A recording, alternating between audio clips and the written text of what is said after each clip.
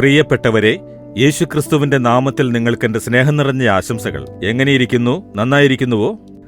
ഈ സ്ഥലം കണ്ടോ? എങ്ങനെയുണ്ട്? കടൽ. കടലിന്റെ നടുവിൽ ഒരു ബോട്ടിൽ ഇരുന്നു കൊണ്ടാണ് നിങ്ങളോട് സംസാരിക്കുന്നത്. ഞാൻ മസ്കറ്റ് പട്ടണത്തിലേക്ക് വന്നപ്പോൾ ശുശ്രൂഷയെല്ലാം കഴിഞ്ഞ ഉടനെ ഈ കടലിൽ ഡോൾഫിനെ കാണാം എന്ന് പറഞ്ഞിരുന്നു. അവയെ കാണാൻ വേണ്ടി ബോട്ടിൽ വന്നതാണ്. ഈ കടലിൽ യാത്ര ചെയ്യുമ്പോൾ വളരെ അത്ഭുതം തോന്നുന്നു. ദൈവത്തിന്റെ സൃഷ്ടിയുടെ മഹത്വം നമുക്ക് കാണാൻ സാധിക്കുന്നു. ഞാനിത് അത്ഭുതത്തോടെ കണ്ടുകൊണ്ടിരുന്നു. ഒരുപാട് ഡോൾഫിനുകൾ ഈ കടലിലുള്ളത് എനിക്ക് കാണാൻ സാധിച്ചു. 100-ലും-അധികം ഡോൾഫിനുകൾ ഈ കടലിൽ തുള്ളിക്കളിച്ചുകൊണ്ടിരിക്കുന്നത് എനിക്ക് നേരിൽ കാണാൻ സാധിച്ചു. എന്തൊക്കെയായാലും നേരിൽ വന്നവയെ കടലിൽ കാണുന്നത് സന്തോഷമല്ലേ? വളരെയധികം സന്തോഷിച്ചു. ദൈവത്തിന്റെ സൃഷ്ടി എത്ര മനോഹരമാണെന്ന് നോക്കൂ. കൂടാതെ ഡോൾഫിനുകൾക്ക് മനുഷ്യരെ ഒരുപാട് ഇഷ്ടമാണത്രേ. മനുഷ്യരെ അവയെ ആക്രമിക്കുകയില്ല. മനുഷ്യർ കടലിൽ വീണ ആപത്തിലകപ്പെട്ടാലും അവ കരയിൽ കൊണ്ടുവന്ന് വിടുമത്രേ. അതുപോലെ നല്ല സ്വഭാവമുള്ളതാണ് ഡോൾഫിൻ എന്ന ഈ മീൻ വിഭാഗം. ശരി, ഇന്ന് ദൈവം നമുക്ക് തന്നിരിക്കുന്ന വാഗ്ദത്തം എന്താണ് എന്നല്ലേ ചിന്തിക്കുന്നത്? അപ്പോസ്തലപ്രവൃത്തി 18-ാം അധ്യായം 10-ാം വാക്യം. ഞാൻ നിന്നോട് കൂടെയുണ്ട്, ആരും നിന്നെ കയ്യേറ്റം ചെയ്ത് ദോഷപ്പെടുത്തുകയില്ല. യേശു തന്റെ ഒരു ശിഷ്യന് കൊടുത്ത വാഗ്ദത്തമാണിത്. പൗൽ അപ്പോസ്തലൻ ശുശ്രൂഷയ്ക്കായി വന്ന സമയത്ത് ഈ പട്ടണത്തിൽ, കൊരീന്ത്യ എന്ന പട്ടണത്തിൽ വന്നിരുന്നു. അവിടുത്തെ അവസ്ഥ കണ്ടയുടനെ മനസ്സിനകത്ത് ഒരു ഭയമുണ്ടായി. കാരണം പുതിയ സ്ഥലം, പുതിയ കുറെ ജനങ്ങൾ, കാഴ്ചയ്ക്ക് ഒരുമാതിരി ഇരിക്കുന്നു.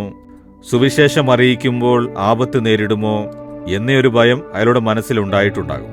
അതിനാൽ യേശു അയാൾക്ക് ദർശനം കൊടുത്തു പറഞ്ഞു, ഭയപ്പെടേണ്ട, ധൈര്യത്തോടെ സംസാരിക്ക്, ഞാൻ നിന്റെ കൂടെയുണ്ട്.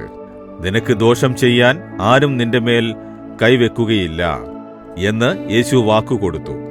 യേശു അങ്ങനെ അയാളെ കാത്തു വഴി നടത്തി.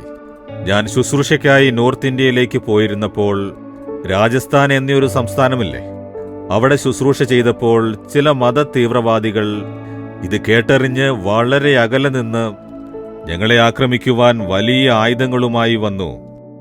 ഞങ്ങളെ അടിച്ചു കൊല്ലണം എന്ന വാശിയോടെയാണ് അവർ വന്നത്. അതായത് മരണത്തിനും ഞങ്ങൾക്കുമിടയിൽ ഒരടി അകലമേ ഉണ്ടായുള്ളൂ. പക്ഷേ ദൈവം ഞങ്ങളെ ഉപേക്ഷിച്ചില്ല, അവരുടെ കയ്യിൽ ഏൽപ്പിച്ചു കൊടുത്തില്ല.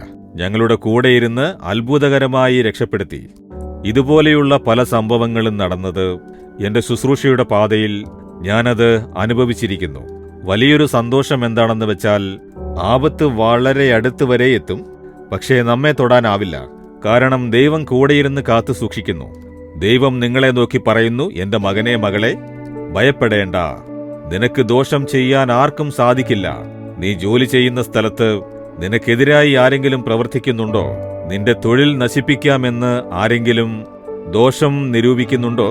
നിങ്ങളുടെ ശുശ്രൂഷയെ ഇല്ലാതാക്കി നിങ്ങളെ നിർമ്മൂലം ചെയ്യണമെന്ന് ആരെങ്കിലും ചിലർ ഹൃദയത്തിൽ വിചാരിക്കുന്നുണ്ടോ?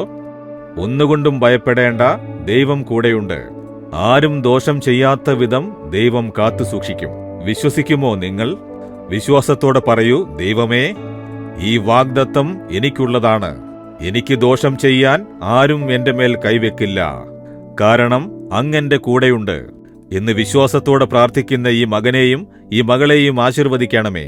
അത്ഭുതം ചെയ്ത് പരിതസ്ഥിതികളെ മാറ്റിക്കൊടുക്കണമേ. യേശുക്രിസ്തുവിന്റെ നാമത്തിൽ പ്രാർത്ഥിക്കുന്നു പിതാവേ. ആമേൻ, ആമേൻ. Jesus readings Malayalam YouTube channel subscribe ചെയ്യുക. ബെൽ ഐക്കോൺ ക്ലിക്ക് ചെയ്യുക. ഞങ്ങളുടെ ദൈനംദിന പ്രോഗ്രാമുകളെക്കുറിച്ചുള്ള അപ്ഡേറ്റ് ലഭിക്കുവാൻ